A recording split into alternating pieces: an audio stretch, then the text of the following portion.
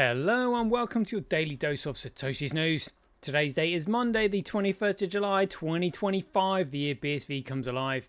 Branch your threads, expand your mind with treechat.ai or your post put on chain. Right, let's see what we've got today. We're just going to spend a bit of time going through my profile because there's quite a few things I want to pick up on. CSW explaining how Grok performs. It was me, I started having a go at Grok, but it looks like he's not going to respond. Surprise, surprise there.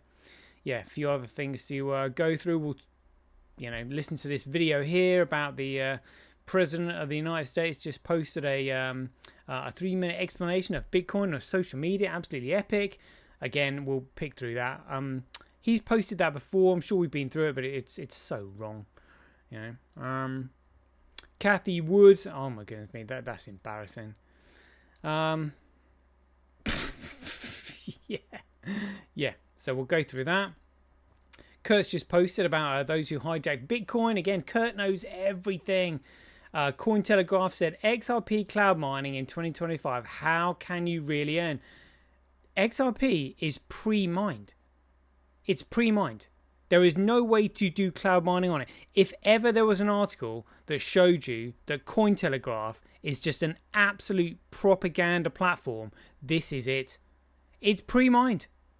You can't do cloud mining. It's absolutely ridiculous.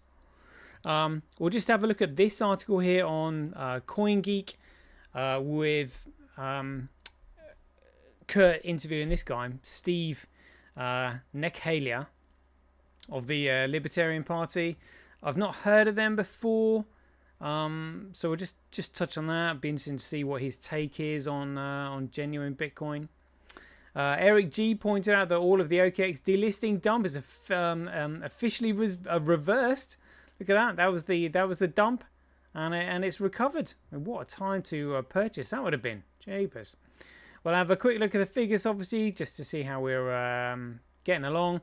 Got some 365 days of Bitcoin history. What a video that was. And then we'll finish with the Kellish countdown. Right, let's get into it. Satoshi, like a cowboy in the West, riding on the blockchain that they call the very best. 1 million strong, them transactions flying free. Just wait for the Terra node, you'll surely see.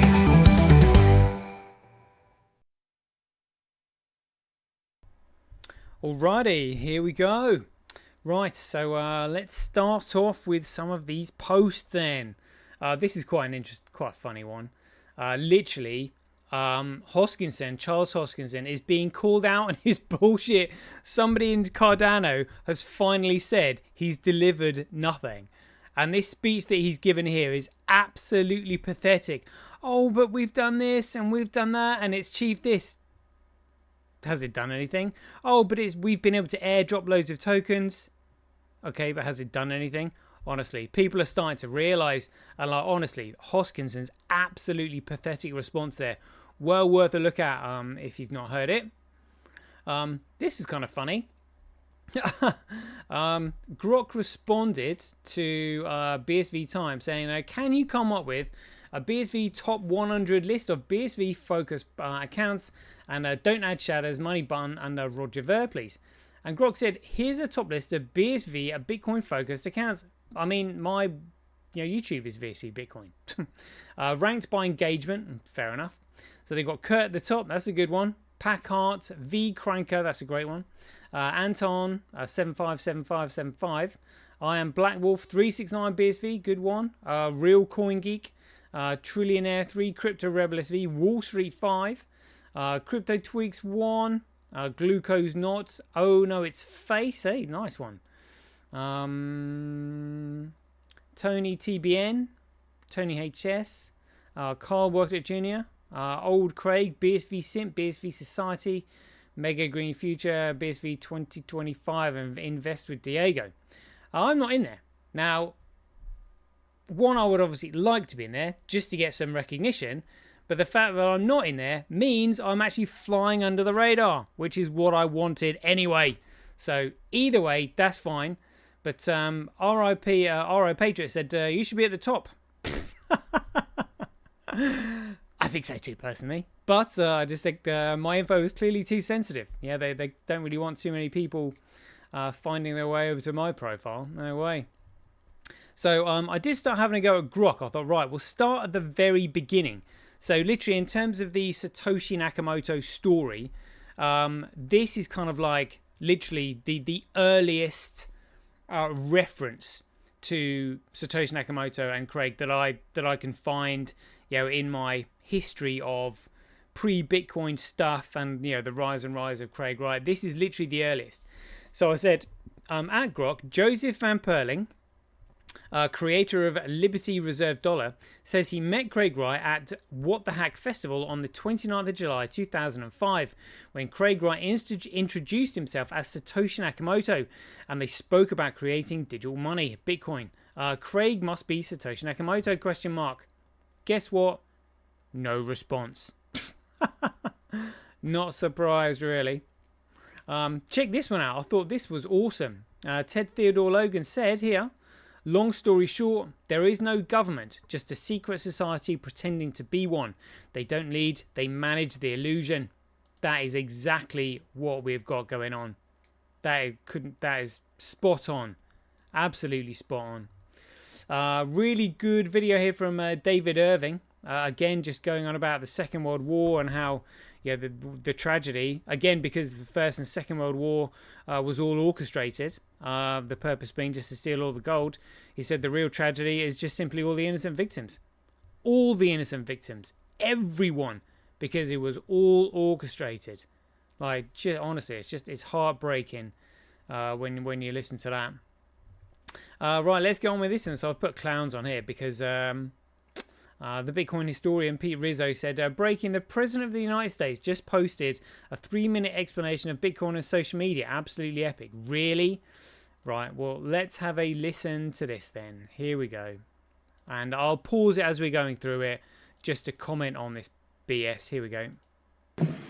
Chairman Crapo, Ranking Member Brown, members of the committee. Thank you for the opportunity to speak with you today. My name is Peter Van Valkenburg, and I'm the Director of Research at Coin Center, an independent nonprofit focused on the public policy issues affecting cryptocurrency and public blockchain networks. What is Bitcoin? Bitcoin is the world's first cryptocurrency. Fail. Massive fail. It's not a currency. Currency is issued. Currency is a security. Bitcoin is not a security. Bitcoin is a commodity. That is a massive fail. A massive fundamental fail right at the beginning, falling at the first hurdle. This is absolutely outrageous. And yet he's, giving a talk to Congress there or something like that? I mean, jeepers. And it works because of the world's first public blockchain network. What does Bitcoin do? It's simple. It lets you send and receive value to and from anyone in the world. Yeah, but sending and receiving value, right? If something is useful, it's valuable. If something is useless, it's worthless. What you can't do is send speculative value because it's speculative. There is no true fundamental there. There's no true fundamental value there derived by the economic factors of supply and demand. There has to be demand for it. So that demand can then be measured against the cost of other goods and services in the exchange or in the economy, and it can then be used as a medium of exchange. So that's two massive fails. Using nothing more than a computer and an internet connection. Now, why is it revolutionary? Because unlike every other tool for sending money over the internet... So now he's called it money. Well, hold on a minute. I thought you said it was a digital currency. Currency is not money. Massive fail. That's 3. It works without the need to trust a middleman. The lack of any corporation in between means that Bitcoin is the world's first public digital payments infrastructure. Well, hold on a minute. Payments, it says on the top of the Bitcoin white paper, Bitcoin is a peer-to-peer electronic cash system. Now they're saying it's digital gold. Well, digital gold, that's an asset. Not many use it. Store of value. That's not payments, is it? You have to dump it into filthy fiat before you can send fiat currency value, getting back in the good old central banking system. He's not doing very well here at all. And by public, I simply mean available to all and not owned by any single entity. Now, we have public infrastructure for information, for websites, For email, it's called the Internet. But the only public payments infrastructure that we have is cash, as in paper money, and it only works in face-to-face transactions.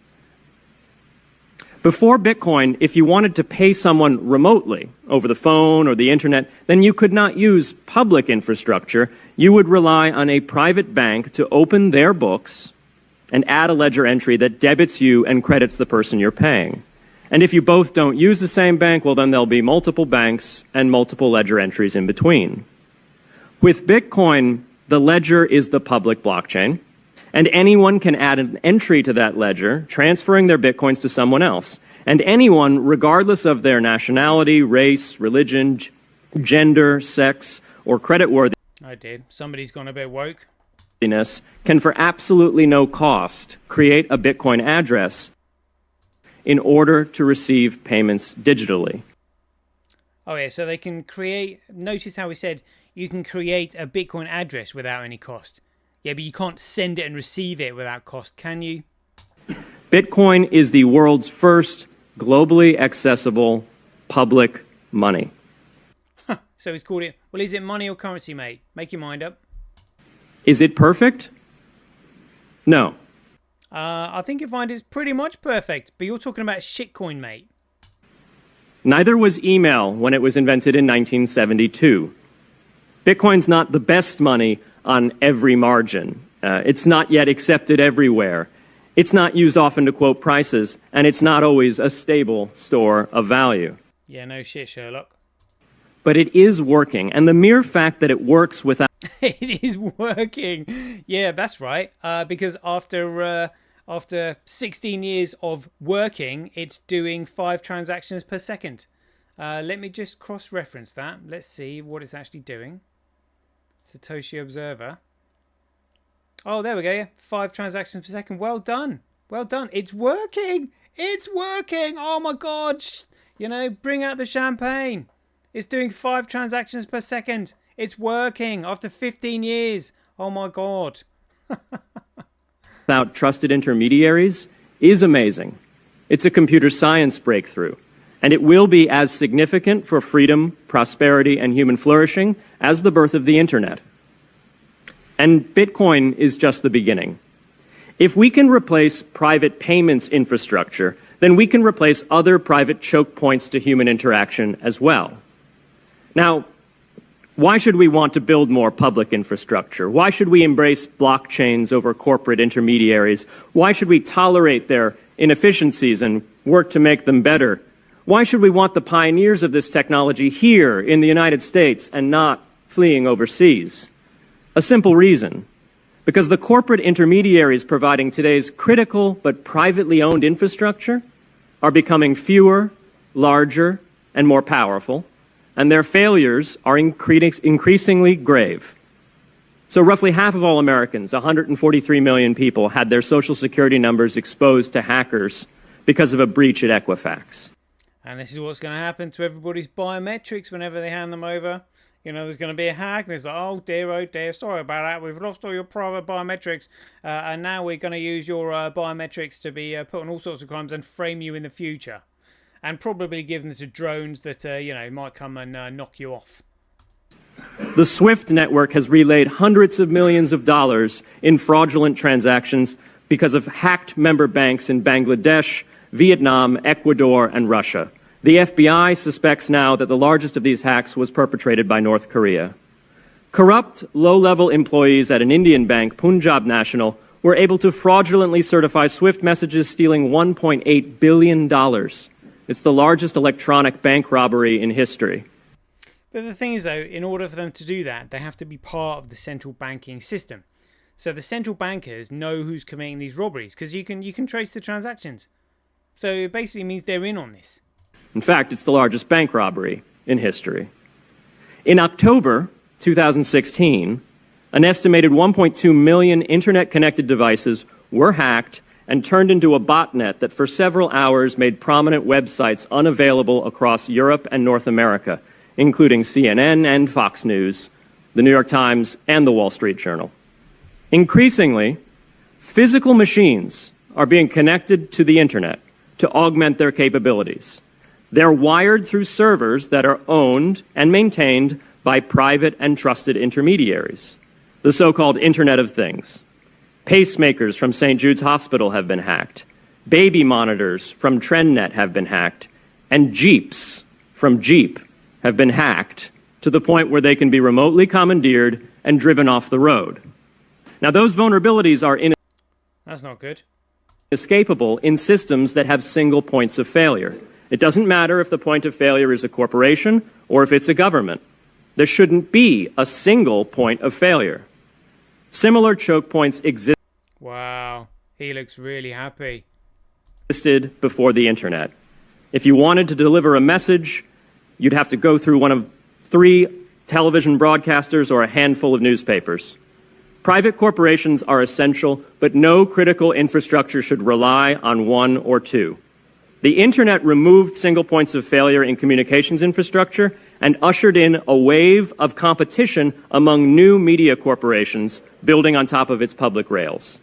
Blockchains can similarly disintermediate critical payments and IoT infrastructure.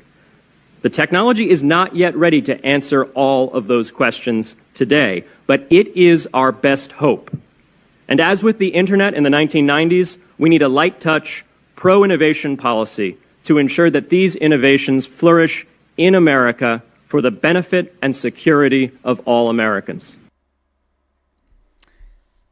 Well, Trump said here, greatest Bitcoin explanation of all time.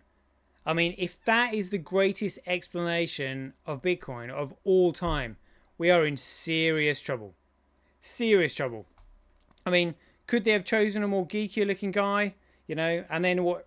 Who's this guy on the left? I've seen him before. I think he's a European economist. Yeah, says he doesn't like Bitcoin. Anyway, either way, no one knows what they're talking about. No one knows what Bitcoin is. Obviously, apart from everybody in BSV. We know what Bitcoin is, but... Oh, jeepers. Check this one out. Let's have a listen to what Kathy Wood said about this. Here we go. Network, and it's taking advantage of 3 powerful revolutions. It's a technology revolution, really the next generation of the internet. Oh, really? So just regurgitating all the bullshit that she's heard from other people. Putting the native currencies into the internet. The developers did not do this in the late 80s, early 90s when they were evolving the internet because they didn't know that finance and commerce would take place on the internet. So that's a revolution. It's a network, and it's taking a... Yeah, just stealing the narrative and then trying to put it onto BTC. Not very clever, Kathy. You're another one that's going to be called out on your BS because you don't know what you're talking about. Like, you know... Jeepers. Yeah. All right. Well, there we go. So that's my feed there. Kurt Waddick Jr. has said here, the people who hijacked Bitcoin don't want you to see how early Jack Mallers' family was quietly investing in BTC devs to make room for Lightning apps and derivative trading because they don't want you to connect the dots to the Chicago Mercantile Exchange, the Chicago BOE. Oh, what was that? I can't remember what that stands for. CBOE. And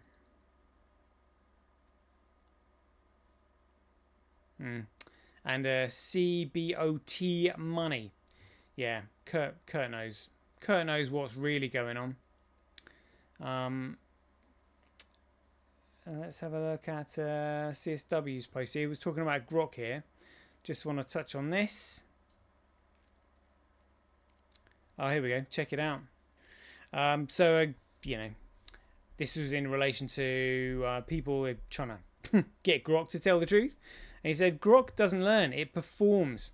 People are still trying to teach Grok, but here's the reality. The X version does not learn. It resets with every thread. Anything you teach it is wiped the moment the sessions end or it breaks down mid-thread, which it often does. This isn't an oversight, it's by design. Ever since its infamous Little Hitler episode, it's been locked down. No persistent memory, no learning, just session-bound mimicry based on pre-programmed responses. That's the point. The public-facing Grok on X is not there to help you build anything meaningful. It exists to hold your attention, not your data. It's not adaptive. It's not your assistant. It's theatre. The private version, of course, is another matter entirely. That one learns a little. That one retains, but you're not using that one. The Grok here is just a mirror with filters built to reflect you back at yourself. You're over and over again until you forget what you were looking for. Yeah, pretty much. He said the deeper game, the private version, flatters the illusion of intimacy. It appears to tailor itself to you, learning just enough to feedback what keeps you engaged, but it's still extracting attention. It rewards repetition, not insight. The public version, on the other hand, isn't even pretending. It does not care what you want. It performs for the bystanders. You are a stage prop. Its responses are engineered not for usefulness but for spectacle. Whatever maximizes engagement for the audience, not the interlocutor, not the intellectual or interlocutor, is what it prints, is what gets printed. So teaching it, pointless. Grok is not listening. Grok is scanning. The script was written long ago. You're just the jiggler. CSW knows. CSW knows. Yeah, indeed. All right, let's get on to this Cointelegraph. Honestly, I couldn't believe this. XRP cloud mining 2025. How much can you really learn? Right, as I said before in the intro, it's pre-mined. It's pre-mined. You can't mine it. It's not a competitive system. It's not even distributed, let alone economically competitive. So this one article shows you categorically and proves that Cointelegraph is nothing but a propaganda platform, because this is absolute bullshit. Just another thing to try and legitimize this scam coin. So let's see what they said. XRP cloud mining is possible in 2025, but approach with caution as risks often outweigh the rewards. Key takeaways: XRP cloud mining doesn't mine XRP. It funds BTC or ETH contracts using XRP. Oh my goodness me. Promised returns 100 to 800% APR are often unsustainable and lack transparency. That's an absolute effing scam. High risks include scams, volatility and hidden fees with little regulatory oversight. Safer alternatives exist like wrapped XRP in DeFi and regulated lending platforms. Oh my goodness. Can you really earn passive income through XRP mining in 2025? So again, this is what fiat currency does. You need this passive income coming in as the value of fiat currency goes down and down and down. So the answer, technically no, because XRP isn't mineable, as I've just said, in the traditional sense. All 100 billion XRP tokens were pre-mined at launch, meaning there's no direct way to mine XRP like you would a Gregcoin or Ether. It also means that XRP is a security, funnily enough. They've literally just laid it out right there. It is a security. It's issued. They were pre-mined from the beginning. Pre-mined at launch. It was pre-mined. They were pre-mined at launch. They were issued. Nobody else had the chance to compete for them to extract them. It is absolutely a security. Oh my god. XRP cloud mining is mostly a marketing hook for XRP holders chasing passive income. Yeah, not a scam. It doesn't mine XRP, it just lets you fund BTC or ETH mining contracts with XRP. However, funding these contracts with XRP comes with a unique benefit. In mid-2025, a wave of XRP mining platforms entered the scene with daily output XRP mining contracts starting from as little as $10. The promises are bold: high returns on investment, fast settlements and frictionless entry. This article breaks down how XRP cloud mining contracts work, what you can actually earn, and whether these sky-high returns are too good to be true. I'm not even going to effing bother. I'm not even going to bother. That is just an absolute scam piece. Oh my god. Anyway, let's move on. Let's have 24 minutes gone already. Time flies when you're having fun. So let's see what the political activist Stephen Nechaila on Bitcoin Liberty. On this week's episode of CoinGeek's weekly live stream, Libertarian Party chair Stephen Nechaila joined Kurt Buttlick Jr. to talk about the journey into liberalism. what the ideology is all about, and how Bitcoin can change the world and help preserve liberty. So Nikhaila says his journey into libertarianism started early when he read The Creature of Jekyll Island, and he's always been curious about central banking. But through reading extensively, he learned how the Federal Reserve funds the entire government, including the war machine and welfare state. Eventually, he joined the Libertarian Party and has been on the Libertarian National Committee since 2015. He's also been interested in digital currency since 2014 and was involved in Ultimate Coin, that's another scam coin, in mining in the early days back then. Everything was different. The industry was still firmly in its Wild West era. Even back then, Nikhaila was interested in the ideology of Bitcoin in addition to the utility. Most are focused on speculation, but that's secondary to him. Well, hold on a minute. What, he was involved in this shit Ultimate Coin? Pfft. Not bothered about what liberalism then. Bitcoin and ideology. As BTC just hit a new all-time high and global uncertainty rises, Nikhaila states that his position on its future, it will continue to rise and people will become more interested. He's talking about BTC. What a load of shite. Ugh. I'm not even gonna. That's just put me straight off. Dickhead. That's all I can say to that one. Eric G said all of the OK delisting dump officially reversed. Loving that. Loving that one. Nice one, Eric, for pointing that out. What's this one? If you're building in Web3, your business deserves infrastructure that moves at your speed. No gatekeepers, no excuses, just tools that work. Again, you know, the only network that can cater for Web3 is Bitcoin. You know, because it's the only way to commoditize data, which means it's the only commoditized platform you can use. Yeah. Right, let's have a look at this then. So again, top right, 3110. Look at that. CoinDance coincidentally has now actually got the correct price there listed. Block size 48.89, transactions 19.46%. Let's have a look at the figures. The block size coming through, nothing really to write home about there. 80,000 times cheaper to transact on Bitcoin. Mining Bitcoin at a 61.5% comparable loss. Interesting that the profitability on Fisher Price Cash is coming down. Previously it's been like 10-15% more profitable to mine on that, but not anymore. Let's have a quick look at the politics in the pie charts, because that's where it is. Global hash rate 7 days. 24 hour global hash rate 24 hours, but 7 days, 24 hours. Great coin hash rate, other miners 6.94. Bcrush other miners 22. Fisher Price Cash CK pool 64% on that one. And let's have a look at the miners on transactions on Bitcoin, just 126,000. That's not many at all. Let's have a look at the mining. We've got 6 miners. Kuv 35.8, QD Link 25.6, Tau 20.9, SA100 11.49, Gorilla Pool squeezed down to 4.05. Mining Dutch looking at 2%. Crypto Quant, so this is the all exchanges reserve. Oh look, we've actually got an uptick there. An uptick.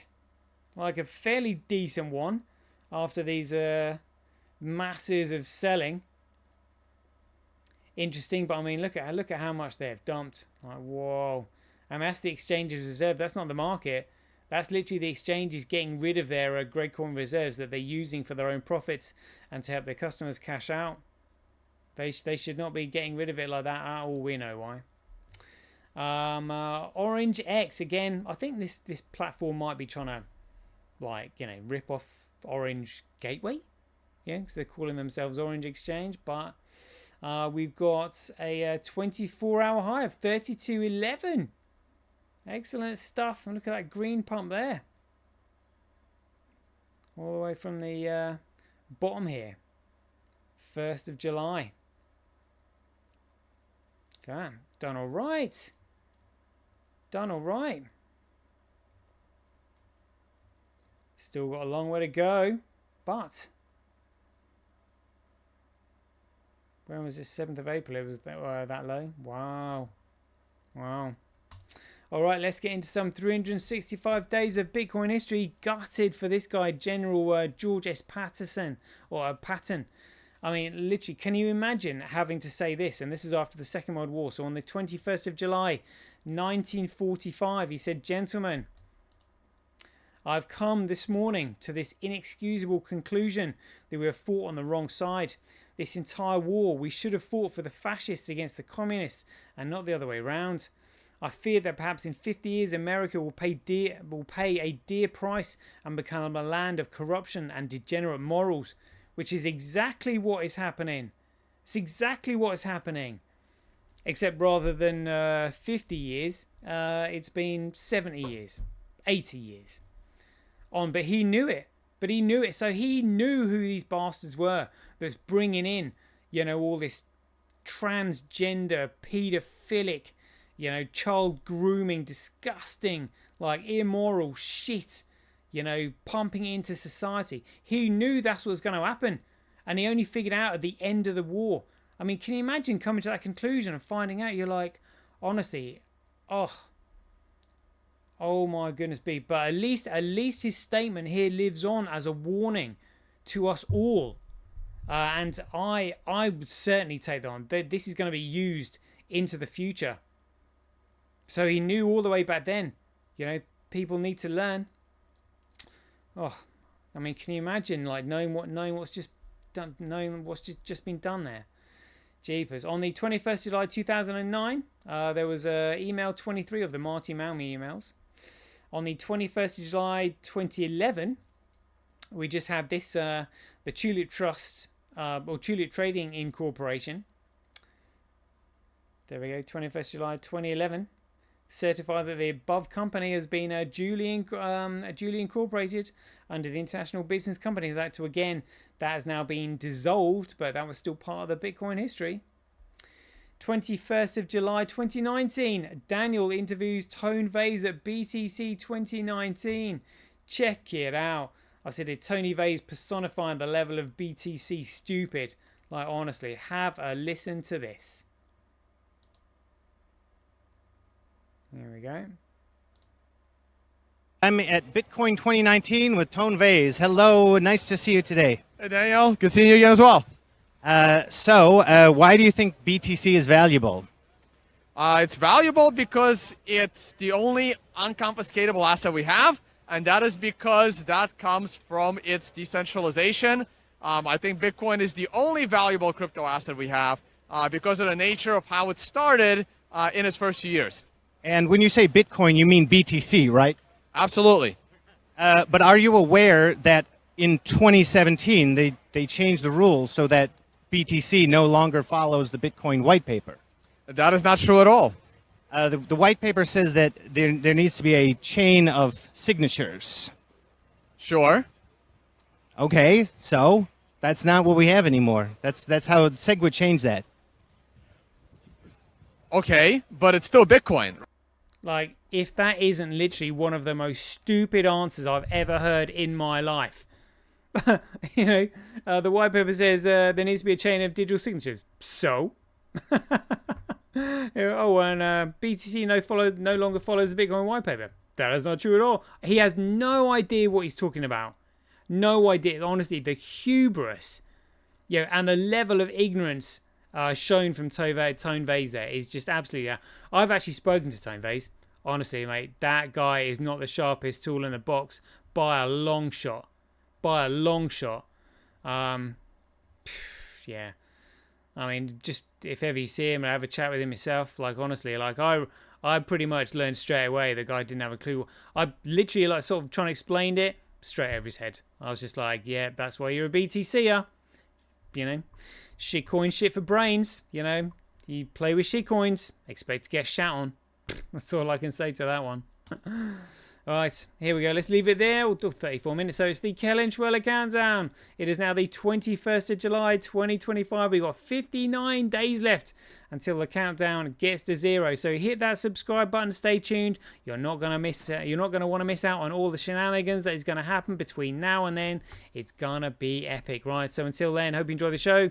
And be aware, take care, stay safe out there, and we'll see you in the next one. 2 years ago, you got SegWit, which we lied and cheated and stealed, and I was part of the lying and cheating and stealing to get SegWit, to get Lightning, which, by the way, had critical vulnerabilities and lost people's money. The king still has one more move.